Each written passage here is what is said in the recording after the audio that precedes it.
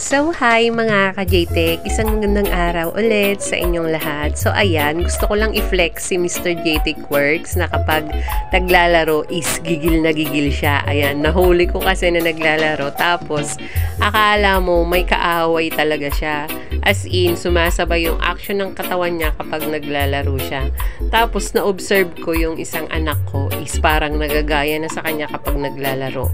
Minsan nga gusto ko nang batukan kasi akala mo talaga may kaaway Pero syempre, dahil libangan lang naman nila yan, hinahayaan ko na lang. Pero syempre, may limitation pa rin. Kaya pag sinabi naming patayin na yung internet or yung wifi, pinapatay na para lahat sila tumigil na sa paglalaro ng cellphone.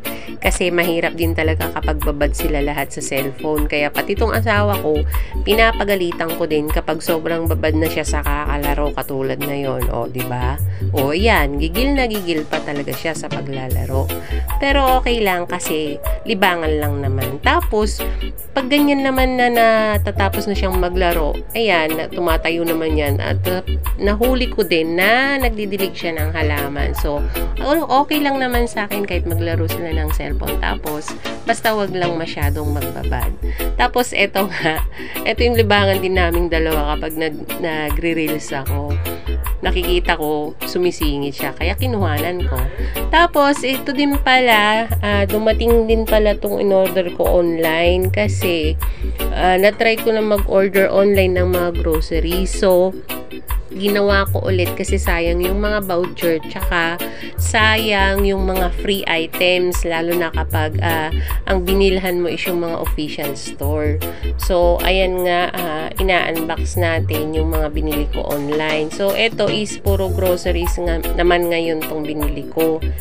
So, bukod dun sa mga pinili kong item talaga na essentials dito sa bahay, ayan, mga creamer, mga gatas, mga kape, Milo, tinapay, ayan, online ko na binili lahat kasi nga, ang laki ng discount tapos may mga freebies pa talaga siya. So, pwede rin kayong mamili online na talaga.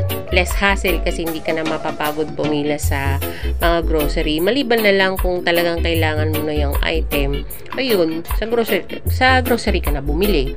Pag sa online kasi, syempre, 2 to 3 days bago siya dumating. So, ayan.